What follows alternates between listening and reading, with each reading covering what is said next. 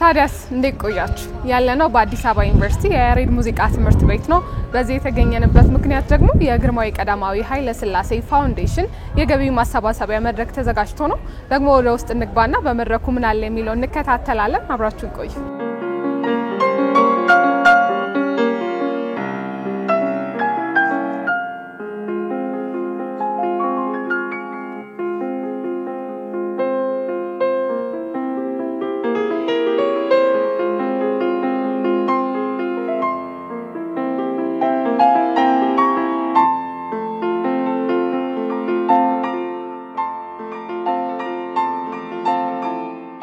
የግርማዊ ቀዳማዊ ኃይለ ሥላሴ ፋውንዴሽን ሐምሌ 16 ቀን 1987 ዓ.ም የተመሰረተ ሲሆን በ1991 ህጋዊ ፈቃዱን አግኝቶ እነሆ ላለፉት 30 ዓመት ንጉሠ ነገሥቱ ከሰሯቸው ስራዎች ሁሉ ቅድሚያ ሰጥተው ለሀገር ለወገን ይጠቅማል ብለው ዘላቂ ለውጥ ለማምጣት የታገሉበትን ስራ ዋነኛው ትምህርት ነው። ትምህርትና ስነ ጥበብ ስለሆነም የድርጅቱ መስራቾች ትምህርት ላይ ያተኮረ ቋሚ ፋውንዴሽን አቋቁመዋል። በተቋቋመበት ጀምሮ እስካሁን ብሩህ አእምሮ ያላቸው ሆነው ከኢኮኖሚ ውስንነት ምክንያት የተነሳ የትምህርት ተቋም የሚያስገባቸውን ነጥብ ቢኖራቸውም ወደ ዩኒቨርሲቲ መቀላቀል ያልቻሉ ተማሪዎችን የስኮላርሺፕ እድል በመስጠት በማስተማር ላይ አትኩሮ እየሰራ ይገኛል።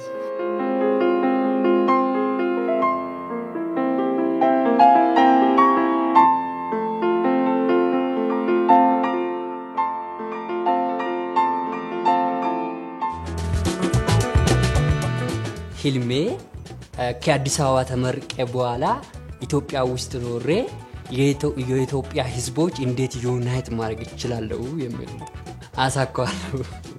የወደፊት ህይወት የማስባቸው የአጭር ጊዜና የረጅም ጊዜ ብዬ ከፋፍላቸዋለሁ። ከአጭሩ ጊዜ ግን የቴክኖሎጂካል የሶፍትዌር ካምፓኒ እንዲኖረኝ እፈልጋለሁ። ሎንግ ተርም ውስጥ ደግሞ እኔ ባለሁበት ስቴት ላሉ ተማሪዎች ለወደፊት የነሱ አጋዥ ብርታታቸው መሆን ትልቅ ህልም አለኝ። ወደፊት ሰክሰስፉል ኦዲተር ሲሆን ደረጀ ኦዲት ያደረገው ነገር ማንም ዘወር ብሎ እንዳያይ ደረጀ እኮ ነው ኦዲት ያደረገው ምንም ችግር የለበትም የሚባል አይነት ኦዲተር መሆን ነው የምፈልገው።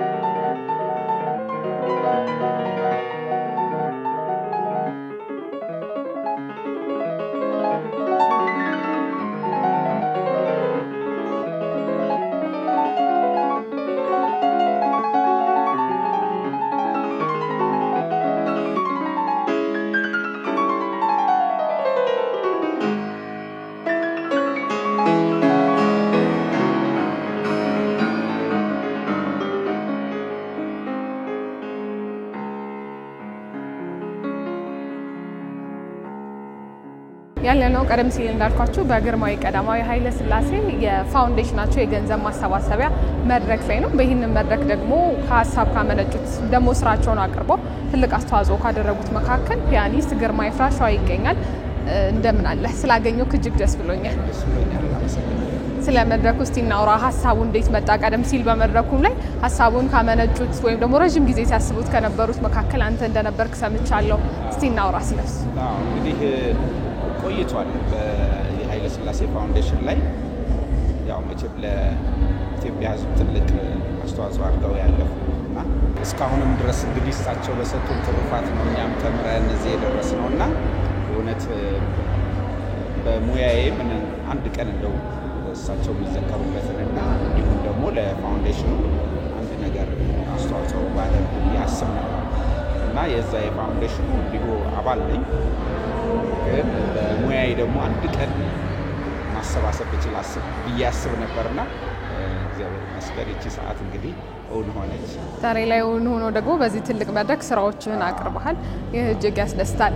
እስኪ ቀዳማዊ ኃይለ ሥላሴ ለዘመናዊ ትምህርት ያበረከቱት አስተዋጽኦ አለ፣ ደግሞ ሙዚቃ ላይ እንዳለ ባለሙያ ከሱ ላይ ያላቸውን አበርክቶት እሱን አንተ እንዴት ትመለከታለህ? እንግዲህ ያው ተናግረን አንጨርሰውም። እሳቸው ይሄ ሙዚቃ ትምህርት ቤት እኛ የበቀልንበት እሳቸው መሰረት ነው። እሳቸው ናቸው ከቡልጋሪያ መንግስት ጋር ሆነው ይሄንን የመሰለ የመጀመሪያ በአይነቱ እና ዓለም አቀፍ ደረጃውን የጠበቀ የሙዚቃ ትምህርት ቤት ሰርተው የሰጡን። ስለዚህ በእውነት ይሄ እስካሁን ኢትዮጵያ ውስጥ በሙዚቃው ዓለም ብዙ አስተዋጽኦና ተጽዕኖ ፈጣሪ ሙዚቀኞች የበቀሉበት ቤት ነውና ለእሳቸው ትንሽ ማስታወሻ ማድረጉ የሁላችንም ያው እንደሚታወቀው እሳቸው ያልገቡበት ያላበረከቱት አበርክቶት የለም አይደለም። በየሙያው ላይ አዲስ አበባ ዩኒቨርሲቲ አሁን የእሳቸው ነው እሳቸው መንግስት የነበረ ነው እና እንግዲህ በአለን በተሳተፍንበት ቦታ ላይ ለብዙ ሰዎች ህይወት ሰጥተው ያለፉ ሰው ስለሆኑ እሱ ማስታወሻ ለማድረግ በፋውንዴሽን ውስጥ ያሉትን ሰዎች ተማሪዎች ከገንዘብና ሌሎችም ድጋፎች ከማድረግ አንጻር ምናልባት ቤታቸው ሆነው ለሚመለከቱ ተመልካቾች ምን አይነት መልእክት ማስተላለፍ ትፈልጋለህ? እንግዲህ ያሉበት ሆነው የሚያዳምጡት በእውነት ቀዳማዊ ኃይለ ሥላሴ ለኢትዮጵያ የዘመናዊ ትምህርት ትልቅ አስተዋጽኦ ያደረጉ ብዙ ኢትዮጵያውያኖችን የእሳቸውን በረከት ያገኙ ናቸው እና በእውነት አሁን ይሄ ፋውንዴሽኑ የእሳቸው አርአያ ተከትሎ ለትምህርት ቤት ለልጆች በትምህርቱ ዘርፍ ላይ ላሉት ድጋፍ ማድረግ የሚችል ፋውንዴሽን ነው እና በእውነት ያየናቸውም ልጆች እሳቸውን ትሩፋት ያገኙ በጣም ነው ያስደሰቱኝ። እንደዛ አይነት ትውልድን ማፍራት የሚችል እና መደገፍ የሚችል ፋውንዴሽን ነው እና ብዙ መደገፍ አለበት ብዬ አስባለሁ። ሁሉም ሰው ባለው አቅም ፋውንዴሽኑን መርዳት አለበት ብዬ አስባለሁ እና አርአያነቱ ለብዙ በእሳቸው ስም ሌሎች አስተዋጽኦ ያደረጉ ኢትዮጵያውያን የሚዘከሩበት ስለሆነ በእውነት ተደራሽነቱ ሰፊ ነው። እንደ አባልነትም ቀደም ሲል አባል ነኝ ብለሃል። ከዛም ባሻገር ደግሞ ዛሬ ለዚህ መድረክ የገቢ ማሰባሰቢያ መድረክ ትልቅ አስተዋጽኦ ካደረጉት መካከል ነህና ደግሞ በመድረኩም ቀጣይነት እንዳለው ስታወራ ነበር። እስኪ ስለሱ ንገረን። እንግዲህ አንድ ጊዜ ብቻ መሆን የለበትም። እንደዚህ አይነት መነሳሳቶች አመታዊ ቢሆን አንደኛ የብዙ ሰዎችን ድጋፍ እናገኝበታለን፣ ሁለተኛ ደግሞ ታሪካቸውን የበለጠ የጎላ ትውልድም በሰፊው እየተዘከረ በተለይ አዲሱ ትውልድ የበለጠ እንዲያውቃቸው እናደርግበት ስለሚሆን በቋሚነት መዘከር አለባቸው ብዬ አስባለሁ። ለዚህ ነው እንደው አመታዊ ፕሮግራም ይሁን ብዬ ሀሳብ መድረክ ላይ ቀረበ። እሺ፣ አመሰግናለሁ። ምናልባት ማስተላለፍ የምትፈልገው ነገር ካለ በመድረኩ ጋር ተያይዞ? ማስተላለፍ በእውነት ዛሬ ደስ ብሎኛል። ብዙ ሰው ነው የመጣው እና እንግዲህ እኛ ታሪካችንን የምናውቅና የምንወድ ሰዎች ነን ኢትዮጵያውያኖች እና በእንደዚህ አይነት ፕሮግራሞች ላይ በእውነት ወደ ኋላም ሄደን አሁንም ያሉትን ወደፊትም ያሉትን ለሀገራቸው አስተዋጽኦ የሚያደርጉትን የግድ መዘከርና ማሰብ ያስፈልጋል። ስለዚህ በተለይ አዲሱ ትውልድ ከእንደዚህ አይነት ነገር ነው የበለጠ የሚማረው። ኃላፊነት ስሜት፣ ለሀገር ፍቅር፣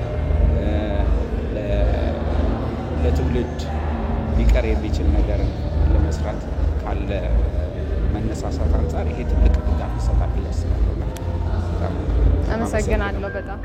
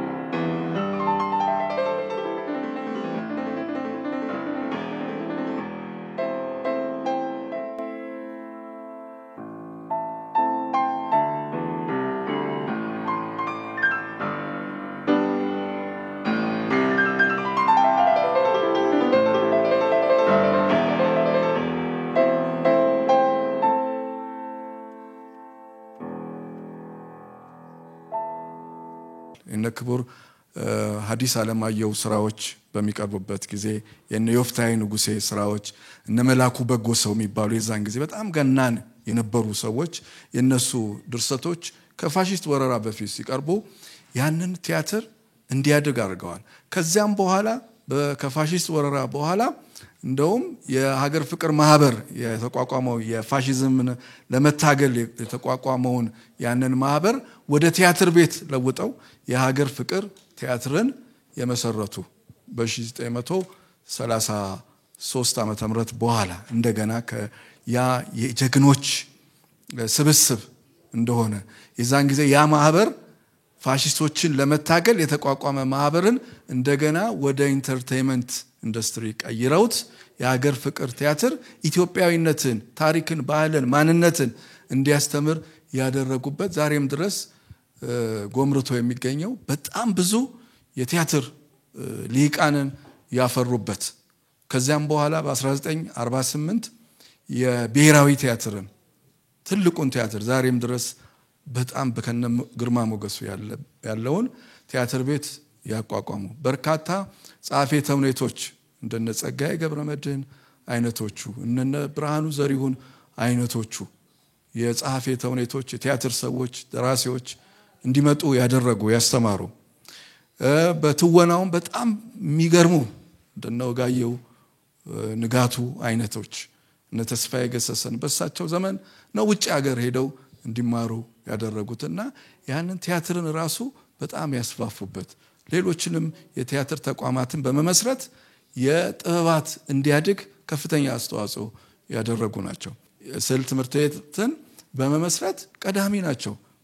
በርካታ ሰዓሊያን ወደ ውጭ ሀገር ሄደው እንዲማሩ እንዲያውቁ ያደረጉ ታላላቆቹን እጅግ የተከበሩ የዓለም ሎሬት ሜትር አርቲስት አፈወርቅ ተክሌን ጨምሮ እነ ገብረ ክርስቶስ ደስታ እነ እስክንድር ቦጎሲያን የመሳሰሉ ታላላቅ ሰዓሊያንን ያፈሩ ናቸው እና እነዚህ ሰዓሊያን ከሀገራቸው አልፈው በተላላቅ የዓለም መድረኮች ጭምር የኢትዮጵያን ማንነት ሲያስጠሩ የነበሩ ናቸው። የእሳቸው ፍሬዎች ናቸው እነዚህ ሁሉ።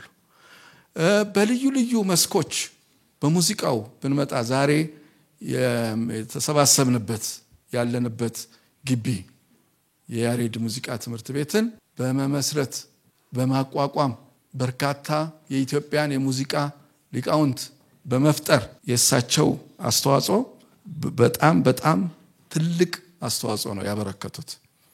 ስለዚህ እሳቸውን አለማመስገን እሳቸውን ሁልጊዜ ስማቸውን አለመጥራት አይቻልም በኢትዮጵያ የኪነ ጥበባት ጉዞ ውስጥ። ስለዚህ እናመስግናቸው በደንብ።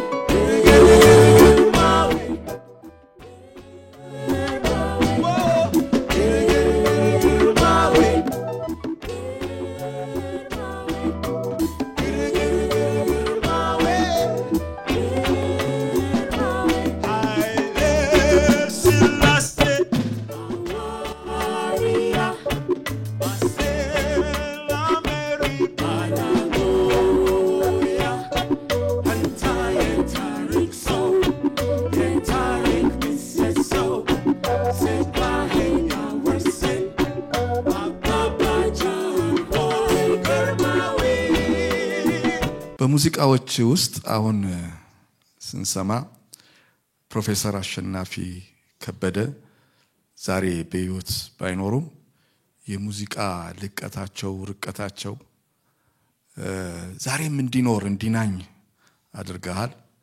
እማዊ ጽጌ ማርያም ገብሩ ይወብዳር ሳቸውም እንደዚሁ በኢየሩሳሌም ገዳም በቃ በሙዚቃን እንደዚሁ በረቂቅ እየሰሩ በዓለም ላይ ናኝተው ሳቸውም አልፈዋል።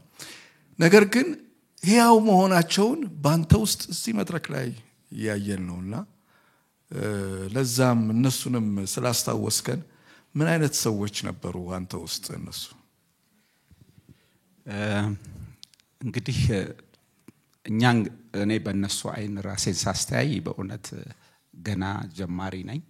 እነሱ የደረሱበትን እድል እግዚአብሔር ስጠኝ ብዬ ለምናለሁ። ምክንያቱም በእድሜም በሙዚቃም ጸጋ በጣም ከፍተኛ ሆነ። እማሆይ ጽጌ ማርያም ገብሩን ሳስብ እንዴት ነው ይሄን ሁሉ ስራ ለኛ ትተውልን ይሄዱት? ምክንያቱም ብዙ ሁላችንም ሰዎች እንደ ሰው ስንፈጠር የራሳችን ባዮግራፊ አለን። እሳቸው ግን ያን ባዮግራፊ ለራሳቸው ይዘውት አልሄዱም። የራሳቸውን ባዮግራፊ በሙዚቃ ላይ ጽፈው ነው ሄዱት።